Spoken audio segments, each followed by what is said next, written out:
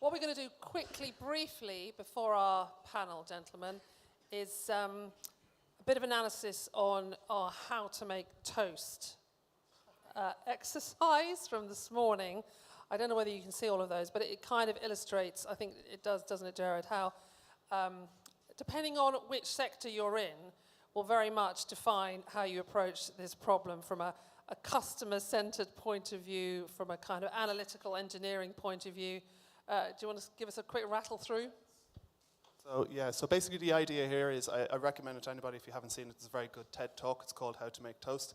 And essentially the idea is that people are different and diversity is important when it comes to building teams. And so this morning we asked you to do this job because it actually tells an awful lot about who you are. So we have some people who were, while they were asked how to make toast, are putting smiley faces of people enjoying the product after they have completed it and consumed the product. It's a good possibility that person may be in sales and marketing. And then we've got someone who's maybe in a technical department who has a very linear approach in terms of how you go through all the different steps. And then what's also interesting is how different people are using language along with visuals, or just visuals, or numbers, or processes, 1, 2, 3, 4. I mean, this is how people think.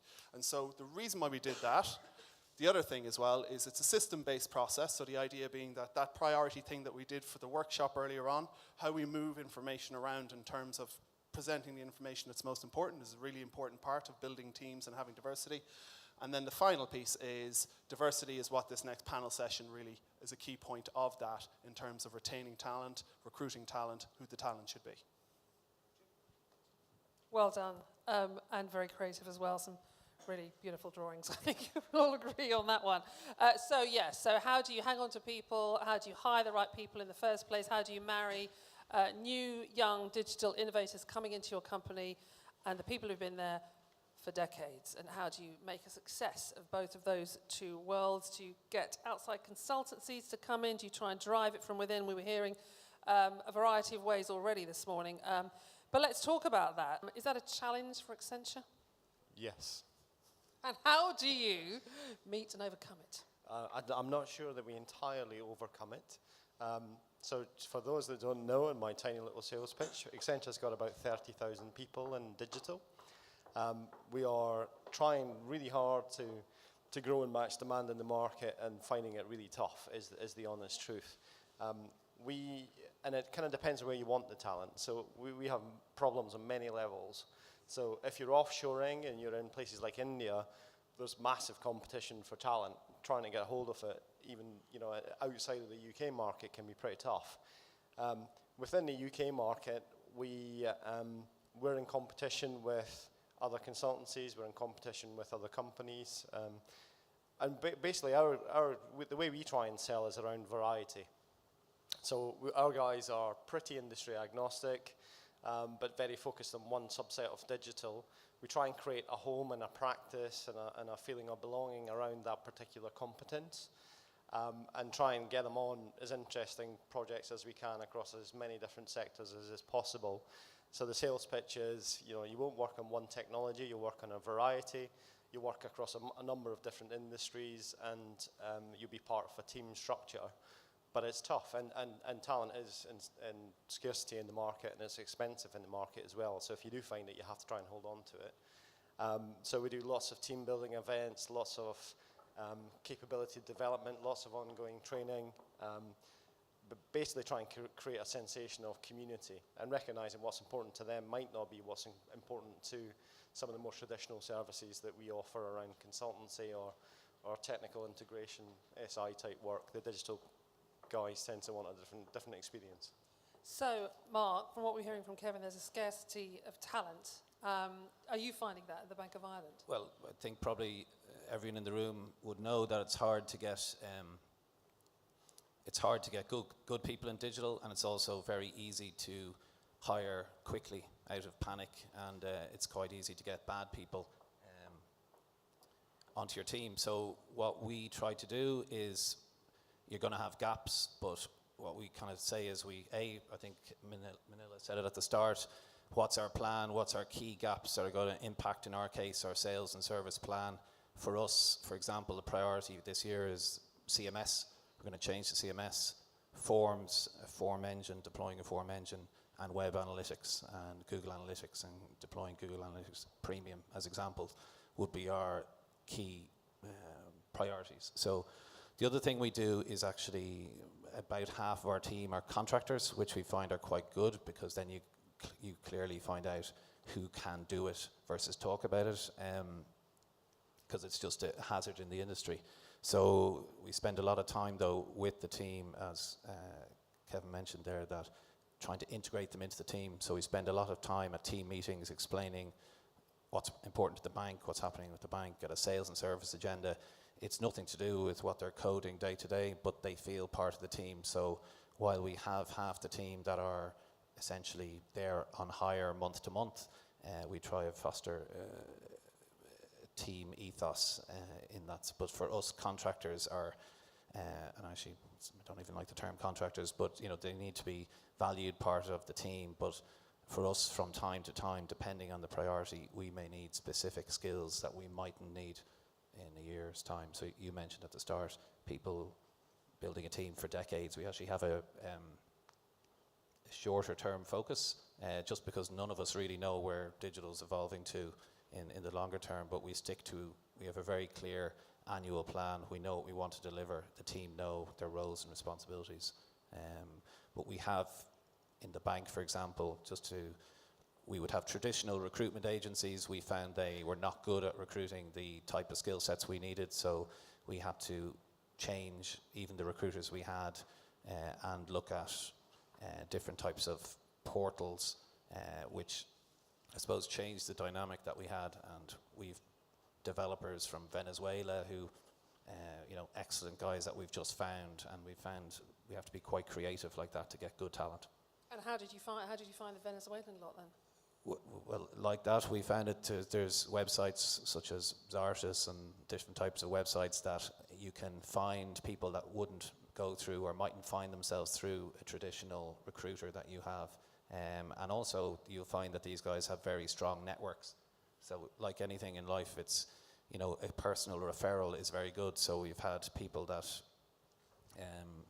that guy would know another guy who worked in. There's actually, you'll find in, I suppose, lots of different cities, a small enough pool of good people that will refer on.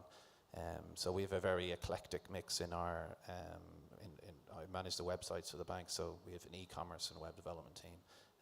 But we have it's like a UN down there. But you have to overdo the sense of team because they are actually half the team are transition, or won't be there in the longer term, but doesn't affect us performance-wise so far.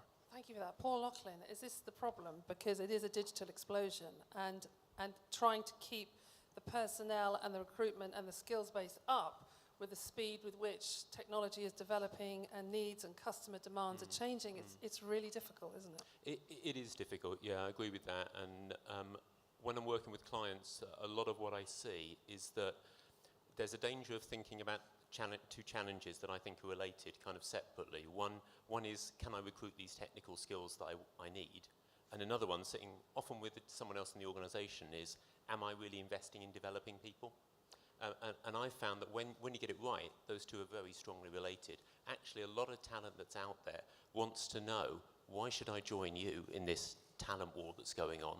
And one of the key reasons has to be because of all the other things I'm going to learn, because of how I'm going to develop, the things that I can enjoy getting stronger at, which often isn't just the technical skills. I work a lot with organisations that are hiring data scientists and analytics people, and a lot of those people are incredibly frustrated if all they do is come in and do the certain digital technical skills. They never really make a difference in the organisation because they've got better at communicating or better at influencing. You offer someone a career path where they become more rounded and they make a real name for themselves. I think that helps at the recruitment as well, because word gets around. Yeah, what would you say to that, Mark? Because on the one hand, you're saying you do that. You try and involve them and make them part of the Bank of Ireland. But on the other, you're saying, well, actually, we might not need you in a year's time.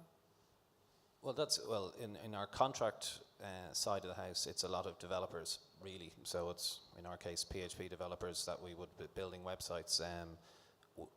So they know, they're happy. What I find a lot of these guys, they want a challenge, and they want to know. So we definitely spend time explaining what they're doing, why they're doing it, the benefits and so on. And then on the e-commerce side, to the point around, if you're not just analysing a funnel and looking at journeys, we try and explain the bigger business mechanic and yeah. So, I suppose we definitely don't want, a big fear for me leading the team is that we become an IT department, and in the bank anyway, there's an IT department, and we always try and make us driving the performance of the business. And to be honest, whether you're a permanent employee or there for a set period of time, if you feel part of it and you know what you're doing and why you're doing it, it works for us. Ceri, let's bring you in here. You've had a lot of experience in this field. Is that really important? It's a question of getting that right, first of all, being made to feel part of it, and then bringing people with you that way. Yeah, I think the key thing is hiring the right people first. You're never going to find everyone who ticks every single box you put down on a job description. This is your perfect person, and if they did tick every box, they probably aren't right anyway. You got to decide what are the key things that you absolutely have to have.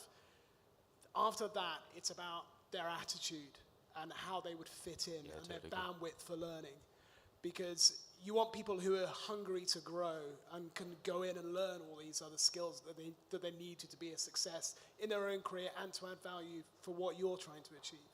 So I think that's absolutely critical. But you also want people to stay, don't you, Kevin? This is what we're saying about these young digital entrepreneurs who come in, who have all the kind of ideas, and they're so technically savvy, but they can get their head turned quite easily by younger, sexier upstarts, can't they? So how do you counter that? Yeah, so Accenture makes quite a lot of company acquisitions as well as going out into the market to hire individuals.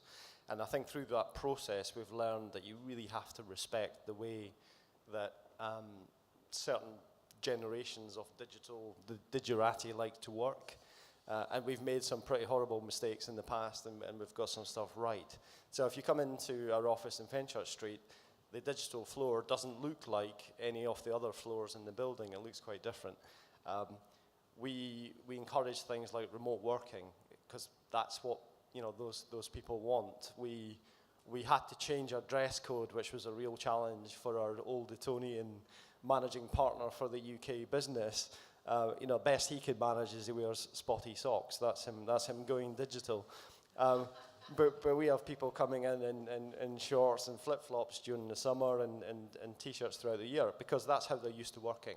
And if you try and change that, it sounds ridiculous, but actually, if you try and change the way that they work, then they're gonna go somewhere else where they feel more comfortable.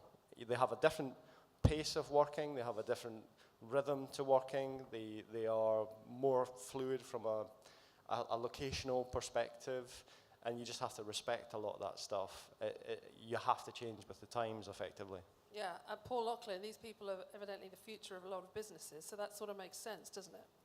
Yeah, it does, and you do need to adapt to a changing workforce. I mean, I'm always a bit nervous about putting too much emphasis on baby boomers and Generation X and Generation Y, because no one fits into these exact stereotypes. But I think you are seeing the change from old folk like me, who maybe when you joined work, you did genuinely get interested in building a career and succeeding in work, and you did it for the work.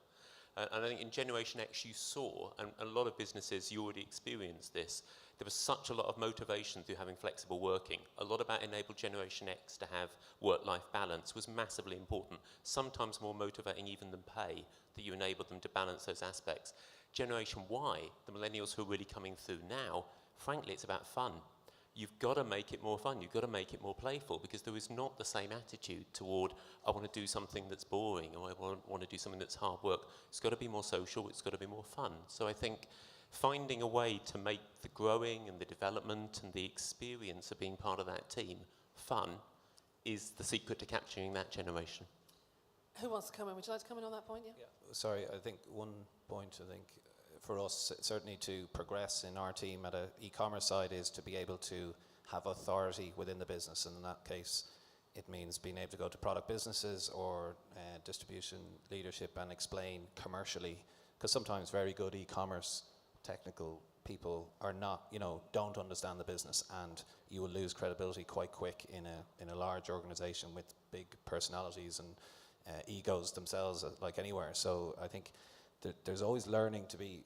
You'll only get so far, and people know that themselves, I suppose, that, you know, as part of the team, being very good functionally at something, but being able to be an opinion leader and influencer in an organisation is a key development focus for us. Otherwise, you become irrelevant. I think Manila mentioned man marking, or we would have KPIs about meeting people a certain amount of time every quarter or every week to make sure that we're explaining what we're doing and why we're doing it. So that's one way, again, Ceri, of basically giving people the tools so that they can keep up. And I mean, we were hearing that, weren't we, this morning, about marketeers. We were hearing from Rebecca saying that they get frustrated because they don't think the CEO's got the digital skills, and conversely, they don't feel they're getting supported. So there's obviously a need, a dire need out there, for there to be more input and more support. How do you do it? Yeah, I think one of the biggest challenges that the majority of organizations face is that there can be quite a big disconnect between the CEO and everyone else. Well, as you go down through the ranks, and if it's a very hierarchical structure, that can happen. So the people actually doing the work and kind of delivering the vision, they need to feel connected. They need to feel that what they're doing makes sense, is of value, there's a purpose for it. And I really appreciate what Minesh said about the sometimes you just have to get on and do it for a couple of weeks, but otherwise, you know, yeah, we'll try and deliver the things that really matter, that really add value. And I think one of the important things is making everyone feel empowered, that they can contribute, that they have a voice, because everyone has ideas. It could be, you know, a junior developer who's fresh out of university. Actually, they got fresh pair of eyes. You know, they're coming at this perspective completely differently. They're not inhibited or kind of weighed down by the culture, or this is the way we've done things for years. And those kind of people need to be listened to and valued, because they got value opinions. And I think if they feel they're listened to and they feel they contribute, they will stay and they'll see a future in your organization. Shall I come back in? One thing that in our team, we own the sales targets and recovery actions, and so there's actually a very tangible, and I know it operates maybe differently in different organizations, but when you own the targets for the revenue and income and so on, it's just a nice tangible North Star as a phrase or whatever. But I mean, in terms of when, you know, because the problem we all have is that there's no shortage of ideas of what we should be doing and how we could improve, and in a way you're never going to get there. So our sales and service plan is as much as we can grab to help try and keep on a straight track, but it does give you a sense of achievement when you have something tangible like that. So whether it's the sales and NPS or whatever, you have certain things to keep you focused, because it's very easy in this space to get distracted by ambition from various parts. So you have these digital innovators and you want them on board and you want to keep them interested. So you say, wear flip-flops, wear shorts, kick back, relax, guys, have your own floor, come in, don't come in.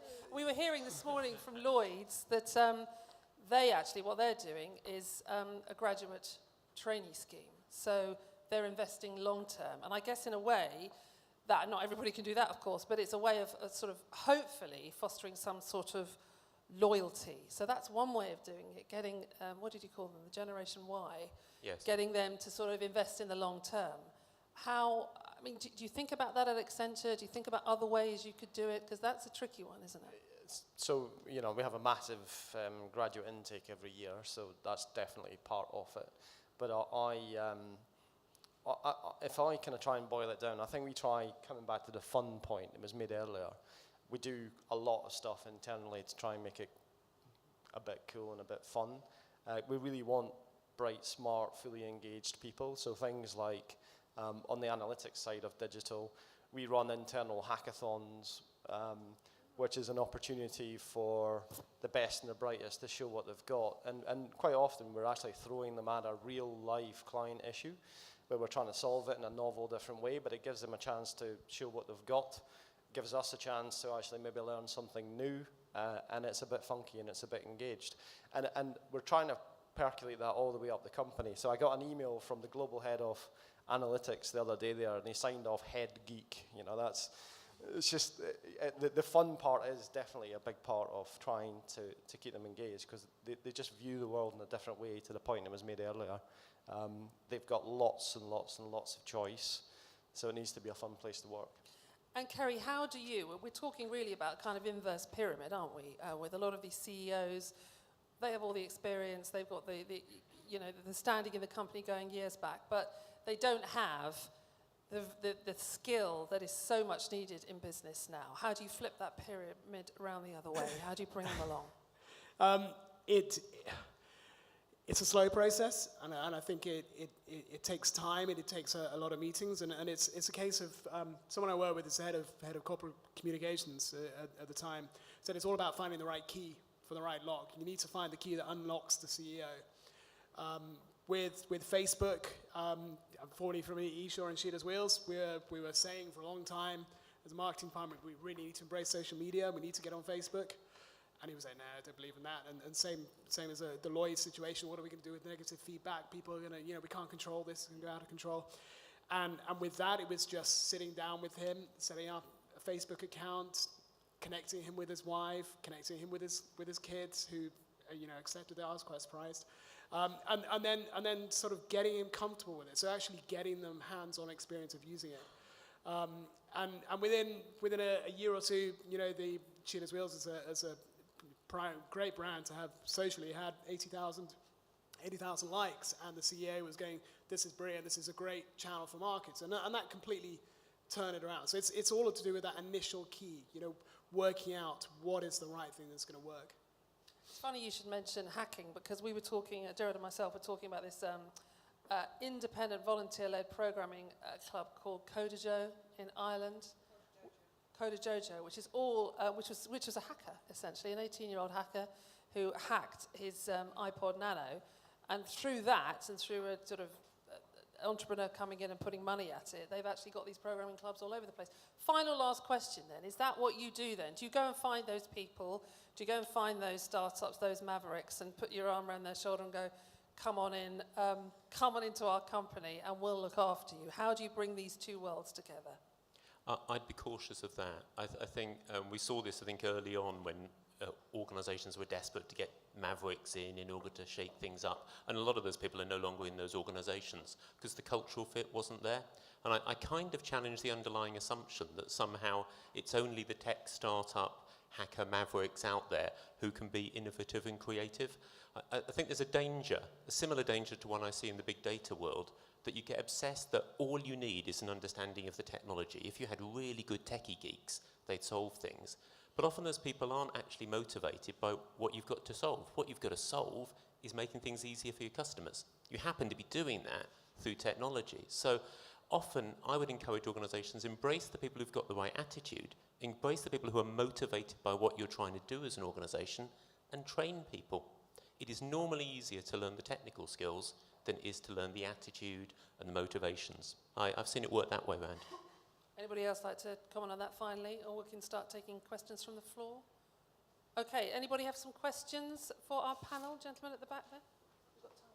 One or two. We've got time for one or two. Thanks. It's Martin from Tesco Bank. Just a question, I suppose kind of for all of you really around, because we talk about that the digital generation then are slightly different, so whether it be sort of slightly flippant with flip-flops and, or whether it actually be slightly different computers, working from home, doing all these fun things. To a certain extent, how do you make sure that you actually are inclusive about the business in totality? Because I think as somebody said earlier on, digital isn't just about a group of people, it's a cultural shift. And I think that's sort of one of the challenges about, you can kind of do something special for a certain group, but then actually what happens to the rest of the business who looks in and says, right, well, why have they got fancy machines? Why can they come in when they want? Why do they do all these sort of things and elements? And that's, it's a balance. Talking about fancy machines, if I can just jump in. There was an analyst who joined the team, and he said, I need 2 monitors. Within a year, the whole of the head office had 2 monitors because everyone needed the shiny new toy.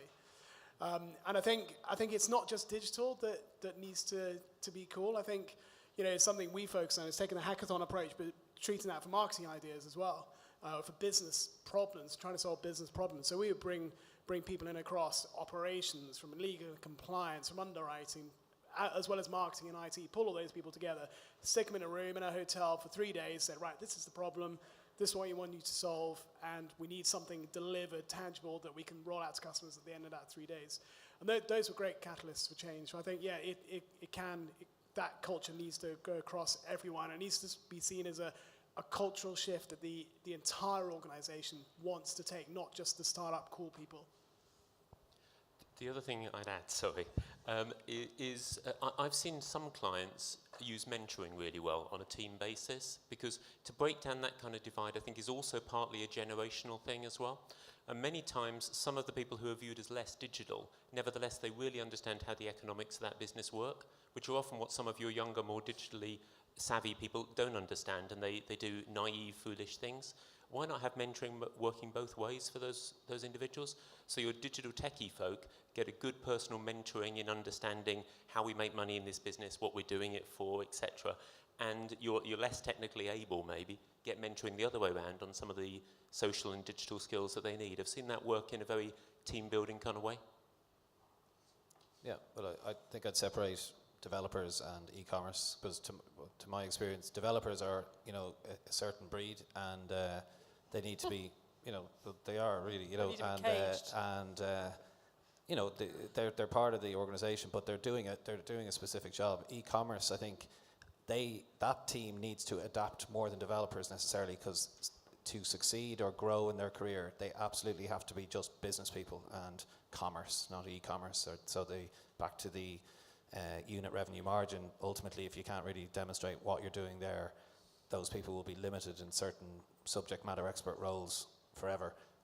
So in our meetings, which are all happen each week, and our stand-up meetings, we would do, and we have regular show and tell sessions where people share what they're doing and explain what they're doing, including at the commercial end. So I think the e-commerce side, there's more of a development to just assimilate really in the long term into just being part of the business, whereas the development web dev stuff is probably a bit more siloed or discrete, isn't separate. Yeah. Time is against us, I'm sorry. But if somebody had a question? Did you have a question over here? Has anybody got a question? You've got one little one, that's absolutely fine. There you go, just say who you are. Hi, I'm Amy, I'm from Lloyd's. It's really interesting, so I know we talked about the fjord trend of, liquid expectations.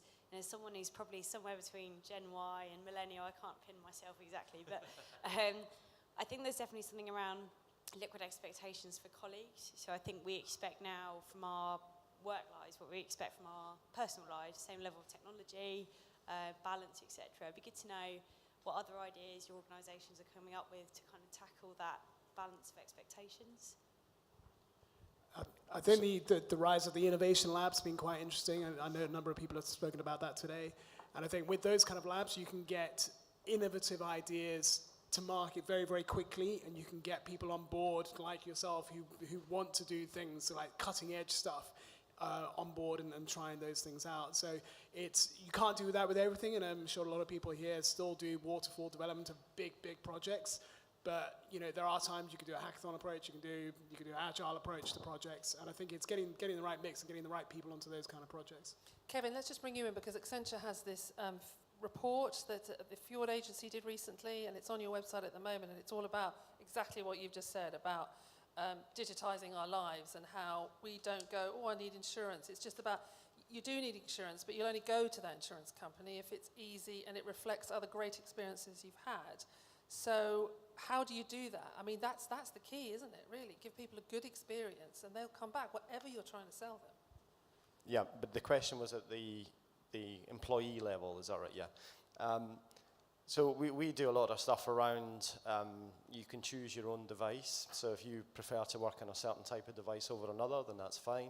We really encourage mobility. I mean, frankly, our office in London is 50% smaller than it would need to be to be able to house everybody that works out of London.